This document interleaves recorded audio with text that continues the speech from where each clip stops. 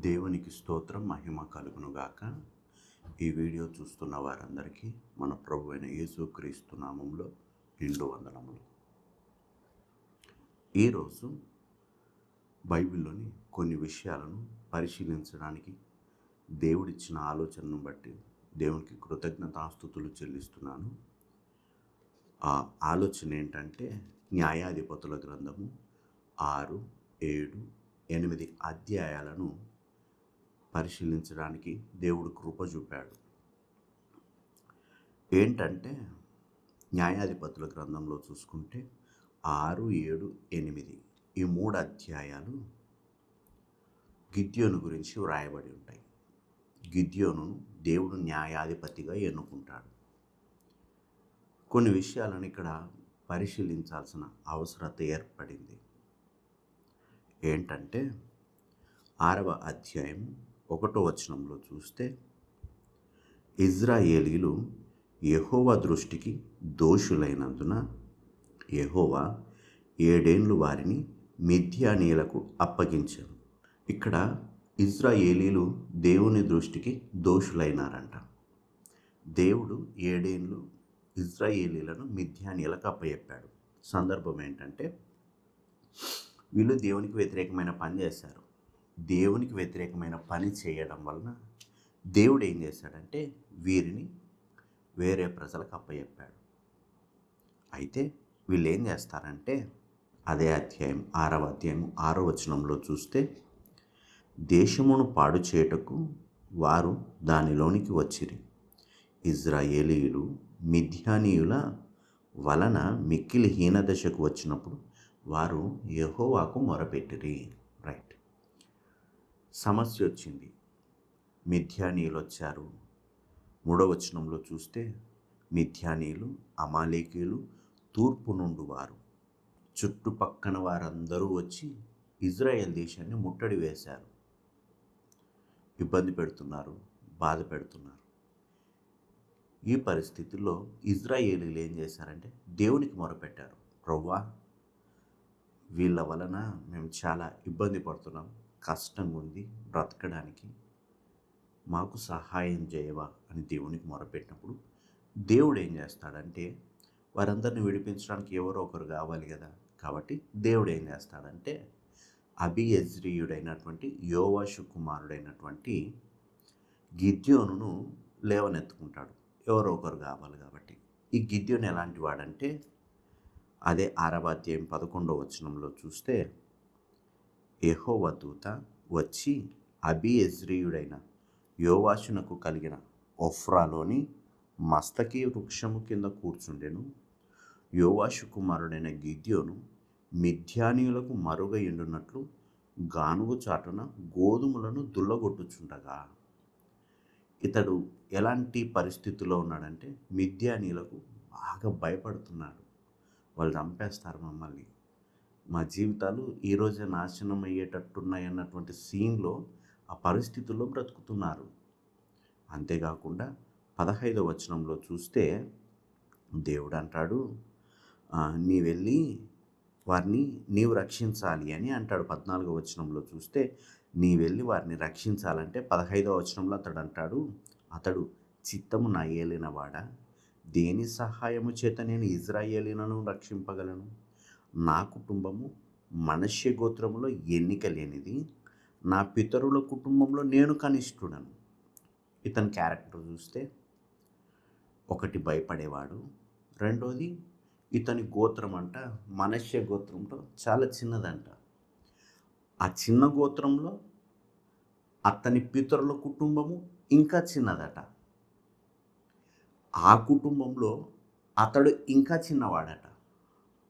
ఇలాంటి పరిస్థితుల్లో వీళ్ళందరికీ హెడ్గా నేనుండి నేను ఏ విధంగా యుద్ధానికి వెళ్ళగలను, వాళ్ళని రక్షించగలను అని భయపడుతూ ఉన్నాడు. అయితే దేవుడు అంటాడు, నేను నీకు తోడై ఉంటాను, వారిని నువ్వు జయిస్తావు అని చెప్తాడు. 25వ వచనంలో చూస్తే, 6వ అధ్యాయం 25వ వచనం, దేవుడు ఆ రాత్రి అందే ఏమంటాడంటే, నీ తండ్రి కోడెను అనగా 7 ఏండ్ల రెండవ ఎద్దును తీసుకొని వచ్చి నీ తండ్రి కట్టిన బయలు యొక్క బలిపీఠమును పడగొట్టి దానికి పైగానున్న దేవతాస్తంభమును నరికివేసి తగిన ఏర్పాటుతో ఈ బండ కొనను నీ దేవుడైన యెహోవాకు బలిపీఠము కట్టి ఆ రెండవ కొనను తీసుకొని వచ్చి నీవు నరికిన ప్రతిమ యొక్క కర్రతో దహన బలిని అర్పించమని అతనితో చెప్పాను. దేవుడు అన్నాడు, గిద్యోను వచ్చారు కదా, మిద్యానీయులు వచ్చారు, అమాలేకీయులు వచ్చారు, తూర్పు నుండి వారందరూ వచ్చారు. వచ్చి మిమ్మల్ని ఇంతకు బాధ పెడుతున్నారు కదా. ఆ బాధకు కారణం ఏంటంటే మీ నాన్న చేసిన తప్పు. మీ నాన్న ఏం చేశాడంటే బయలుకు బలిపీఠాన్ని కట్టి అక్కడ ఆరాధిస్తున్నారు. బయలుకు బలిపీఠాన్ని కట్టి అక్కడ ఆరాధించడం అనే తప్పు చేయడం వలన మీకు ఈ సమస్య వచ్చింది, మీకు ఇబ్బంది వచ్చింది. ధర్మశాస్త్రంలో నేను ఎప్పుడో చెప్పాను కదా, అక్కడ మీరు కనానుకు రాకమునిపే నేను మీకు చెప్పాను కదా. ఏం చెప్పాను? మీరు ఆ దేశ ప్రజలతో సహవాసం చేయకూడదు, అక్కడ ఉన్న ప్రజలందరినీ వెళ్ళగొట్టాలి, వారి యొక్క పద్ధతులను మీరు ఆచరించకూడదని నేను చెప్పానా లేదా? మళ్ళెందుకు కనాను దేశానికి వచ్చి వారి యొక్క దేవతలను తీసుకొని మీకు ప్రతిష్ఠించుకున్నారు? ఈ బయలుదేవత దేనికంటే సంతానోత్పత్తి దేవత, లేకపోతే పంటలు బాగా పండించే దేవత. ఈ కనాను ప్రజలు ఆ దేవతలను పూజించేవారు. వీటికి ఆరాధన జరిగేది ఎట్లా? మనుషులను, చిన్న చిన్న పిల్లలను తీసుకెళ్ళి బలులు అర్పించేవారు. ఈ బయలుదేవత ఎలా ఉంటుందంటే మొత్తము గుర్రపు తల, మేక చెవులు, దేహమేమో మనిషిలాగా ఉంటుంది. ఇలాంటి దేవతను ఒకటి పెట్టుకొని ఆ దేవతను రాగి రేకుతో చేస్తారు. ఆ రాగి రేకుతో తయారు చేసి ఈ పొట్ట భాగంలో ఒక రంధ్రాన్ని వదిలిపెడతారు. దాని చేతులు ఇలా ఉంటాయి. ఇలా ఉన్నప్పుడు ఈ చేతుల మీద ఆ రాగి రేకు లోపలంతా లొత్త భాగం, అంత ఖాళీ ప్లేసు, అక్కడ బాగా మంట పెట్టింటారు. ఈ రాగి రేకుతో చేయబడినటువంటి ఈ విగ్రహం చేతుల్లో చిన్నపిల్లల్ని తెచ్చిపెడితే ఈ పిల్లలు వచ్చి ఈ పొట్ట భాగంలో రంధ్రం ఉందే ఆ రంధ్రంలో పడిపోతారు. పైనుండి కిందికి పడిపోయేలోపే చిన్నపిల్లలంతా బూడిదైపోయేవారు. ఇలాంటి ఆరాధన బయలుకు చేసేవారు. నిజదేవుని, సత్యదేవుని వదిలిపెట్టి వీళ్ళు అలాంటి బయలుకు, విగ్రహారాధనకు వెళ్ళడం వలన వీళ్ళ మీదకి దేవుని ఉగ్రత వచ్చింది. దేవుని ఉగ్రత వస్తే దేవుడు ఏం చేశాడంటే పక్క దేశపు ప్రజలకు అప్పచెప్పాడు. అప్పచెప్పినప్పుడు వాళ్ళు దేవునికి మొరపెట్టుకున్నారు, మా తప్పైంది ప్రభువా, మా పరిస్థితులు సరిగా లేవు అని మొరపెట్టుకున్నప్పుడు జీవం కలిగిన దేవుడు ఏం చేశాడంటే ఒక వ్యక్తిని ఎన్నుకొని ఫస్ట్ నువ్వు చేయాల్సింది ఏంటంటే మిద్యానీయులను వెళ్ళగొట్టడం కాదు, అమాలేకీయులతో యుద్ధం చేయడం కాదు. నువ్వు చేయాల్సింది మొట్టమొదటిగా మీకు ఈ ఇబ్బంది రావడానికి కారణమైనటువంటి ఆ పాపాన్ని తీసేసుకోండి. ఏంటదంటే అది పరిస్థితి అని చెప్పాడు. రైట్. చెబితే గిద్యోను ఏం చేశాడంటే 27వ వచనంలో చూస్తే, 6వ అధ్యాయం 27వ వచనంలో చూస్తే, కాబట్టి గిద్యోను తన పనివారిలో 10 మందిని తీసుకొని వచ్చి యెహోవా తనతో చెప్పినట్టు చేశాను. అతడు పితరుల కుటుంబమునకును ఆ ఊరి వారికిని భయపడినందున పగలును దాన్ని చేయలేక రాత్రి వేళ చేశాడు. రైట్. రాత్రి వచ్చాడు, ఆ ఊరోళ్ళకు భయపడ్డాడు, రాత్రి వచ్చి దేవుడు చెప్పినట్టు చేశాడు. బాగుంది. తర్వాత నెక్స్ట్ ఏం చేయాలంటే యుద్ధానికి వెళ్ళాలి. దేవుడు చెప్పిన పని చేశాడు. నెక్స్ట్ ఏం చేయాలంటే మిద్యానీయులతో యుద్ధం చేయాలి. 7వ అధ్యాయంలో చూస్తే, అదే న్యాయాధిపతుల గ్రంథం 7వ అధ్యాయంలో చూస్తే 1వ వచనంలో అంటాడు, అప్పుడు ఏరుబయలు అనగా గిద్యోనును అతనితోనున్న జనులందరూ వేకువనే లేచి హరోదు బావి యొద్ద దిగగా లోయలోని మోరే కొండకు ఉత్తరముగా మిద్యానీయులు దండుపాలెం వారికి కనబడెను. యెహోవా దేవుడన్నాడు, నీతోనున్న జనులు ఎక్కువ మంది, నేను వారి చేతికి మిద్యానీయులను అప్పగింపతగదు. ఇజ్రాయేలీలు ఏమనుకుంటారంటే నా బాహుబలము నాకు రక్షణ కలుగజేసిన అనుకొని నా మీద అతిశయిస్తారు. కాబట్టి నీవు ఎవడు భయపడి వణుకుచున్నాడో వాడు త్వరపడి గిలాదు కొండ విడిచి తిరిగి వెళ్ళవలెనని జనులు వినున్నట్లుగా ప్రకటించుమని గిద్యోనుతో సెలవిచ్చాను. అప్పుడు జనులలో నుండి 22,000 మంది తిరిగి వెళ్ళిపోయారు. ఇప్పుడు మిద్యానీలతో యుద్ధానికి వచ్చాడు. యుద్ధానికి వచ్చిన తర్వాత దేవుడు అన్నాడు, మీరు చూడడానికి మనుషులు చాలామంది ఎక్కువ కనపడుతున్నారు.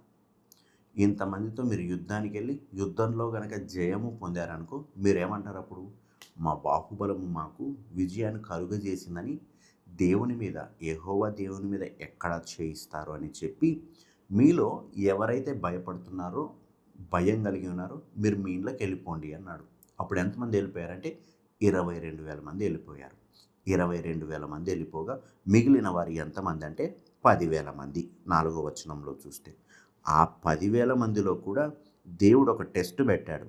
ఆ టెస్ట్ పెట్టగా మిగిలిన వారు ఎందరంటే 300 మంది. ఎంతమంది? 300 మంది. 6వ వచనంలో చూస్తే చేతితో నోటికి అందించుకొని గతికిన వారి లెక్క 300 మంది. రైట్. ఎంతమంది? 300 మంది. ఈ 300 మందిని తీసుకొని గిద్యోను యుద్ధానికి వెళ్తున్నారు. అక్కడున్న వాళ్ళు ఎంతమంది? అదే 7వ అధ్యాయంలో చూస్తే 12వ వచనంలో చూస్తే మిద్యానీయులను అమాలేకీయులను తూర్పు వారును లెక్కకు మిడతల వలె ఆ మైదానంలో పరిండి ఉండిరి. వారి ఒంటెలు సముద్ర తీరమందున్న ఇసుక రేణువుల వలె లెక్కలేనివై ఉండెను. ఇక్కడ చూస్తేనేమో 300 మంది ఉన్నారు. అక్కడ చూస్తేనేమో ఎంతమంది ఉన్నారు? ఇసుక రేణువుల వలె వాళ్ళ ఒంటెలు ఉన్నాయంట, లెక్కకు మించి ఉన్నారంట. అయితే దేవుడు ఏం చేస్తాడంటే ఈ 300 మందితో గిద్యోను ద్వారా దేవుడు విజయాన్ని ఇస్తాడు. విజయాన్ని ఇచ్చేటప్పుడు ఇక్కడ 18వ వచనం ఒకసారి ఆలోచిస్తే, నేనును నాతోనున్న వారందరూ బూరలను ఊదునప్పుడు మీరు దండు పాలెమంతటి చుట్టూ బూరలను ఊదుచు యెహోవాకును గిద్యోనుకును విజయమని కేకలు వేయుడి. ఎవరికట? యెహోవాకు గిద్యోనుకు విజయమని కేకలేయండి. బాగుంది. 20వ వచనంలో చూస్తే, అట్లు 3 గుంపుల వారు బూరలను ఊదుచు ఆ కుండలను పగలగొట్టి ఎడమ చేతులలో దివిటీలను, కుడి చేతులలో ఊదుటకు బూరలను పట్టుకొని యెహోవా ఖడ్గము గిద్యోను ఖడ్గమను కేకలు వేసిరి. ఏంటంట? యెహోవా ఖడ్గము గిద్యోను ఖడ్గమని కేకలేశారు. అయితే ఇక్కడ గిద్యోను ఎలాంటి క్యారెక్టరు? గిద్యోనుది ఎలాంటి క్యారెక్టర్ అంటే, ఫస్ట్ మిద్యానీలకు భయపడుతున్నాడు. రెండోది, తన కుటుంబము ఎన్నికలేదని తనకు తాను చెప్పుకున్నాడు. నీ వెళ్ళి ఆ పని చేయి, ఆ బలిపీఠాన్ని పడగొట్టు అంటే పగటిపూట భయపడి రాత్రిపూట చేసిన వ్యక్తి. సరేలే, నువ్వు ఆ ప్రాంతంలోకి వెళ్తావా? వెళ్ళి యుద్ధానికి వెళ్తావా?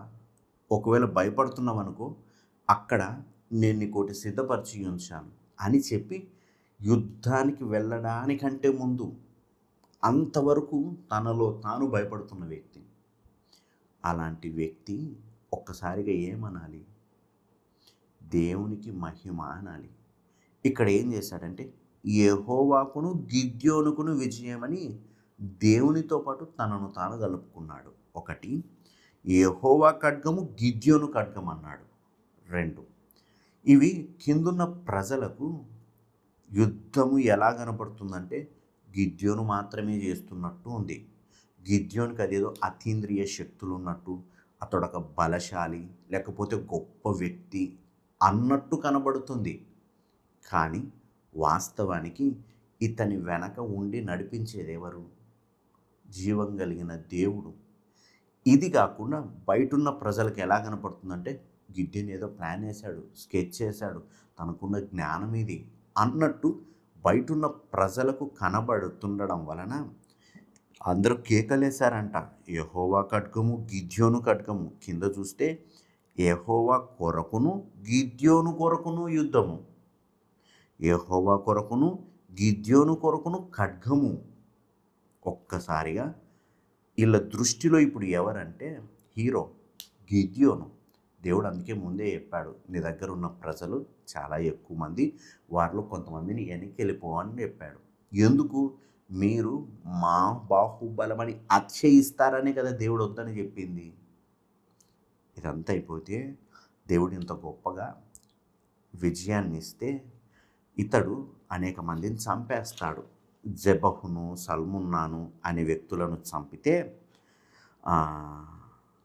ఆ చంపడానికి దేవుడు సహాయం చేస్తే 8వ అధ్యాయం 22వ వచనంలో చూస్తే అప్పుడు ఇజ్రాయేలీయులు గిద్యోనుతో ఒక మాట అంటారు, నీవు మిద్యానీయుల చేతిలో నుండి మమ్మును రక్షించితివి కనుక నీవును నీ కుమారుడును నీ కుమారుడు మమ్మునేలవలనని చెప్పిరి. ఎవరు రక్షించింది? గిద్యోనా? గిద్యోను తనను తాను మొత్తం అంతా చూసుకుంటూ వస్తే, నా చేత కాదు మహాప్రభు, నాకంత సీన్ లేదు అంటే, నువ్వు వెళ్ళు, నేను నీకు తోడై ఉంటానంటేనే కదా ఇతడు వచ్చింది. ప్రజలు ఏం చేశారంటే దేవుడు చేసిన అద్భుతాలను లేకపోతే అక్కడున్న పరిస్థితులను వాటన్నిటినీ దేవుడు ఎంత అనుకూలంగా నడిపిస్తున్నాడో గమనించక ఇది గిద్యోను ద్వారా మాకు వచ్చిందని నమ్ముతున్నారు. ఇక్కడ యుద్ధం జరిగింది. యుద్ధంలో ఏ ఒక్కరు కూడా కత్తి పట్టి ఒకరిని పొడిచింది లేదు. 300 మంది ఉన్నారు. 300 మంది ఒకరితో ఒకరు పోయి కత్తి పట్టి పొడిచి యుద్ధం చేసి గెలిచింది లేదు. జీవం కలిగిన దేవుడే వారిని తారుమారు చేయగా ఒకరిపైన ఒకరు కత్తులు తిప్పుకోవడం వల్ల వారికి వారే చనిపోయినట్టు రాయబడి ఉంది. అలాంటి అద్భుతం చేస్తే అరే ఇది జీవం కలిగిన దేవుడు చేస్తున్న పనే అని ఆలోచించడం మానేసి ప్రజలు ఏం చేస్తున్నారంటే అది తీసుకొచ్చి ఆ మహిమను ఘనతనంతా తీసుకెళ్ళి ఒక మనిషికి అప్పచెప్తున్నారు. ఇంతక వరకు మీరు చేసిన తప్పిదే కదా, జీవం కలిగిన దేవుణ్ణి వదిలిపెట్టి బయలుదేవతను ఆరాధిస్తారు. దాని వలననే కదా ఈ సమస్య వచ్చింది. అయ్యో ఆ సమస్య వలన మాకు సమస్య వచ్చిందని గ్రహించక గుర్తించక వీళ్ళు ఏం చేశారు, మళ్ళీ ఒక మనిషి వచ్చి మిమ్మల్ని విడిపిస్తే ఇది మా దేవుడు మాకు చేసిన కార్యమని గుర్తించక మళ్ళీ అదే బుద్ధి మహిమను ఘనతను తీసుకెళ్ళి మళ్ళీ మనిషికి అప్లై చేస్తా అన్నారు. ఇక్కడ ఆయన అంటాడు 23వ వచనంలో చూస్తే, నేను మిమ్మును ఏలను, నా కుమారుడును మిమ్మును ఏలరాదు, యెహోవా మిమ్మును ఏలునని చెప్పాను. చాలా మంచి మాట అన్నాడు. మాట అయితే దేవుడు మిమ్మల్ని ఏలాలి అన్నాడు, కానీ క్రియలు మాత్రము అతడు చేసే పనులు మాత్రము దేవుడు మిమ్మల్ని ఏలాలి అన్నట్టుండవు. ఎందుకంటే 24వ వచనంలో చూస్తే, మరియు గిద్యోను మీలో ప్రతివాడును తన దోపుడు సొమ్ములోనున్న పోగులను నాకు ఇయ్యవలనని మనవి చేయుచుననగా వారు ఇష్మాయేలీయులు కనుక వారికి పోగులుండెను. అందుకు వారు సంతోషముగా మేము వాటిని ఇచ్చేదమని చెప్పి ఒక బట్టను పరిచి ప్రతివాడును తన దోపుడు సొమ్ములో నుండిన పోగులను దాని మీద వేశాను. మిద్యాను రాజుల ఒంటి మీదనున్న చంద్రహారములు, కర్ణభూషణములు, ధూమ్రవర్ణపు బట్టలు గాకను, ఒంటెల మెడలనున్న గొలుసులు గాకను, అతడు అడిగిన బంగారు పోగుల ఎత్తు 1700 తూముల బంగారము. గిద్యోను దానితో ఒక ఎఫోదును చేయించుకొని తన పట్టణమైన ఒఫ్రాలో దాన్ని ఉంచెను. గిద్యోను ఏం చేశాడు అంటే ఆ బంగారాన్ని అంతటిని తీసుకొని ఏం చేశాడంటే తనకు ఒక ఎఫోదును తయారు చేయించుకున్నాడంట. ఎఫోదు ఎవరికి ఉండేది? లేవి గోత్రం వాళ్ళకి కదా. అక్కడ ఉన్నటువంటి అతి పరిశుద్ధ స్థలంలో పనిచేసే వ్యక్తులకు కదా, లేవి గోత్రంలో ఉన్నవారికి కదా. నీకేం పని? అంతవరకు ఏమంటివి? నేను చిన్నోన్ని భయపడుతున్నాను అంటివి. ఇప్పుడు చూస్తే అదే వాటిని తీసుకొచ్చి ఆ బంగారుతో తీసుకొచ్చి ఒక ఎఫోదును తయారు చేసుకుంటే కిందున్న ప్రజలు మా దేవుడు మాకు యుద్ధంలో విజయాన్ని ఇచ్చాడన్నది మరచిపోయి ఏం చేశారు? వ్యక్తిని ఆరాధించడం మొదలుపెట్టారు. గిద్యోను అని అక్కడ రాయబడింది. 27వ వచనంలో చూస్తే, కావున ఇశ్రాయేలీయులందరూ అక్కడికి పోయి దాన్ని అనుసరించి వ్యభిచారులైరి. అది గిద్యోనుకును అతని ఇంటి వారికి ఉరిగా ఉండెను. దేవుడు అంటున్నమాట. ఇక్కడ 2 క్యారెక్టర్ల గురించి నేను మాట్లాడాలనుకుంటున్నాను చివరిగా. మొట్టమొదటిగా గిద్యోను గురించి ఆలోచిస్తే, ఒకటిగా చూస్తే అతడు పిరికివాడు, భయపడే వ్యక్తి. రెండోది, పూర్తిగా ఏమీ తనకు తాను చేయలేని వ్యక్తి. అలాంటప్పుడు దేవుడు అతనికి సహాయం చేసి, నేను నీకు తోడుంటాను అని చెప్పినప్పుడు దేవునిపైన ఆధారపడి వచ్చి యుద్ధాన్ని గెలిచిన తరువాత ఇలాంటి పనులు చేయడం వల్ల ఏమైందంటే, మనుషులంతా అతన్ని వెంబడించి దేవునికి రావాల్సిన మహిమను అతడు కొట్టివేసి ఏం జరిగింది, చివరికి వారు వ్యభిచారులైరి అని వ్రాయబడింది. దాన్ననుసరించి ఇది ఇప్పుడున్న కాలంలో మనం అప్లై చేసుకుంటే, నీవు నేను దేవునిలోకి రావడానికి దేవుడు ఎవరినో ఒక మనిషిని వాడుకుంటాడు, ఎవరో ఒక వ్యక్తిని వాడుకుంటాడు. సువార్త అనేది అతని ద్వారా మన దగ్గరకు వస్తుంది. వచ్చిన తర్వాత అది మన దేవుడు మన కొరకు పంపిన సహాయము అని గుర్తించి దేవుని గణపరిచే వ్యక్తులమై ఉండాలి.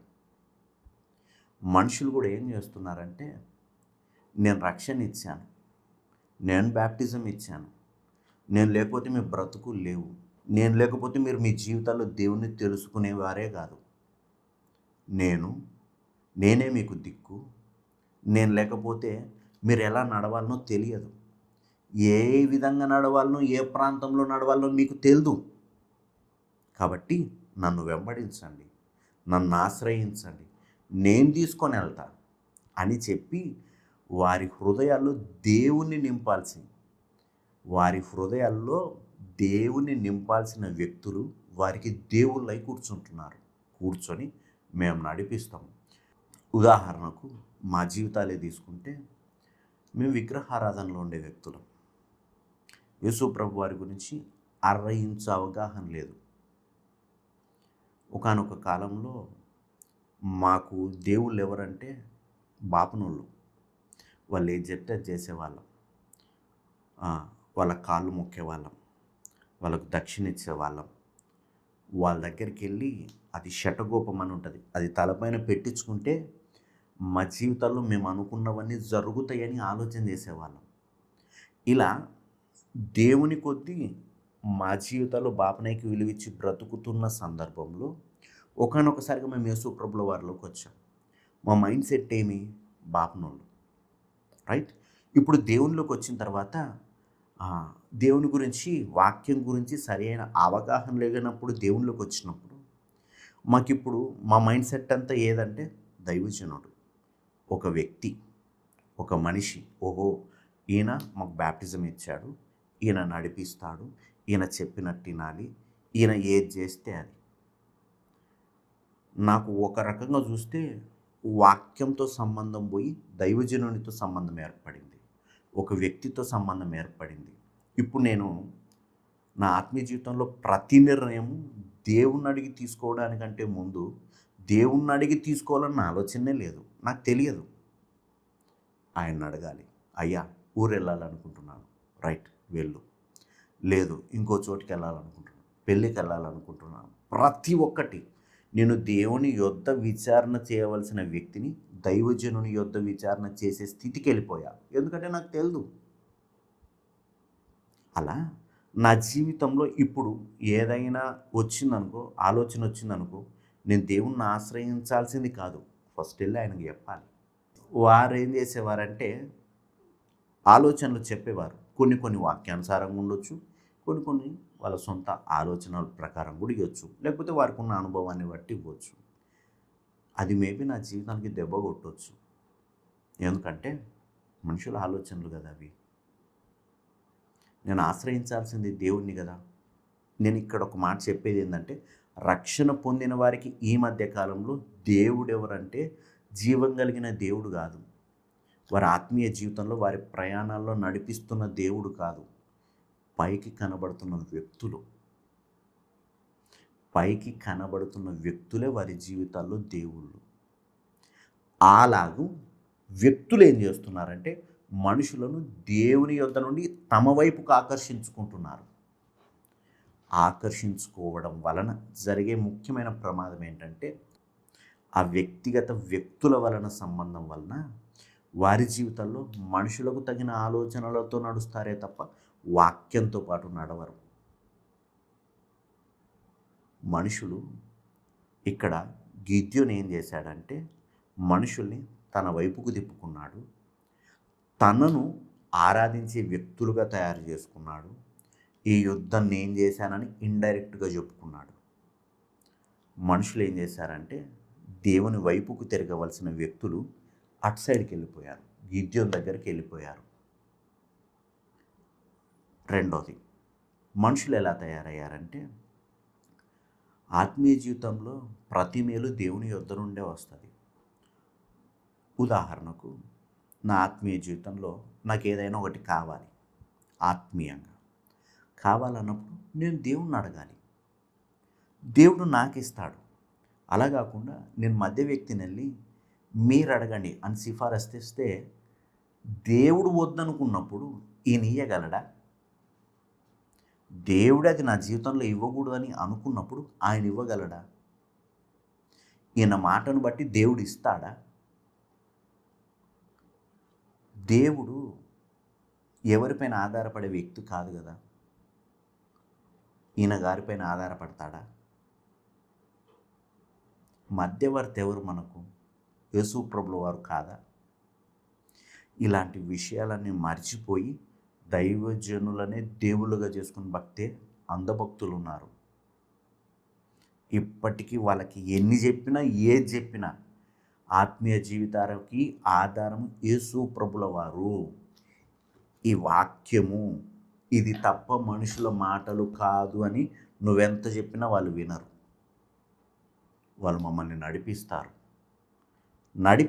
వాళ్ళకు నచ్చిన త్రోవలో నడిపించొచ్చేమో, కానీ వాక్యాన్ని ఆశ్రయిస్తే అలా నడవం కదా. వాక్యంలోనే నడుస్తాం కదా. అయ్యో మాకు వాక్యం తెలియదంటమా? అందుకే కదా పరిశుద్ధాత్మ దేవుడు ఉన్నది. నేను నీకు బోధిస్తాను. ఆయనంట తన వాటిలోనివే మనకు బోధించును. యేసు ప్రభుల వారు ఏవైతే చెప్పారో ఆ చెప్పిన వాటినే ఆయన బోధిస్తాడు, అంతకు మించి వేరేవేవి బోధించడు అని యోహాను సువార్తలో రాయబడలేదా? మరి సత్యాన్ని బోధించే దేవుడు మనకుండగా మనుషుల ఆలోచన ప్రకారం నడుచుకోవడానికి ఒకవేళ మనము మనుషులను ఆశ్రయించి వాళ్ళు మనల్ని నడిపిస్తారని ఒకవేళ కదులుతూ రాంగ్ రూట్లోకి వెళ్తామేమో. ఎందుకు ఆలోచించకూడదు? అలా వినకూడదని కాదు, లేకపోతే వాళ్ళను వెంబడించకూడదని కాదు. రాంగ్ రూట్ ఏమో ఆలోచించుకుందాము అంటున్నా. వాక్యాన్ని ఎదురుగా పెట్టుకొని ఆలోచించుకుందాం. ఒక్కసారి రాంగ్ రూట్లోకి వెళ్ళిన తర్వాత మళ్ళీ వెనక్కి తిరిగి వచ్చే సమయానికి మన సమయం ఎంత వృధా అవుతుంది, వేస్ట్ అవుతుంది. దేవుని వాక్యాన్ని వెంబడిద్దాం. గిద్యోను దేవుని చేత ఏర్పరచబడిన వ్యక్తే, కానీ మనుషులు అతన్ని వెంబడించి చివరికి వ్యభిచారులయ్యారని రాయబడి ఉంది. అట్లా మనుషులు ఏం చేశారంటే దేవుడు చేసిన అద్భుతాన్ని గిద్యోనుకు అప్పచెప్పారు, గిద్యోనుకు ఆపాదించారు. 100% ఇప్పుడు జరుగుతున్నది ఇదే. మన జీవితాల్లో దేవుడు అద్భుతాలు చేస్తే మనమేం చేస్తున్నామంటే వాటిని తీసుకెళ్ళి మనుషులకు అప్పచెప్తున్నాం. ఆయన లేకపోతే నా జీవితం లేదు, ఆయన లేకపోతే నాకు పిల్లలు కలగరు, ఆయన లేకపోతే నా అప్పులు తీరవు, ఆయన లేకపోతే అంతా ఆయన్నే ఇంకా అని దేవుడు మన జీవితాల్లో చేసిన అద్భుతాలను మంచి మంచి కార్యాలను తీసుకెళ్ళి ఒక వ్యక్తికి అప్లై చేస్తాను. అలా అప్లై చేసేటప్పుడు గిద్యోను అన్నట్టు నేను కాదు, మన దేవుడు మీ జీవితాల్లో నా జీవితాల్లో అద్భుతాలు చేయడానికి సమర్థుడు, మీరు అలా అనాల్సింది జీవం కలిగిన దేవుణ్ణి అని చెప్పడం మానేసి మేము లేకపోతే మీ జీవితాల్లో లేదు అని చెప్పే వ్యక్తులు వాళ్ళు ఉన్నారు.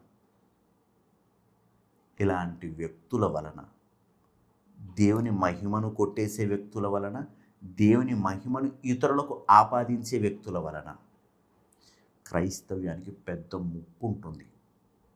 సత్యమైన స్వార్థ బయటికి వెళ్ళక దైవజనుడే దేవుడనే స్వార్థ బయటికి వెళ్తుంది.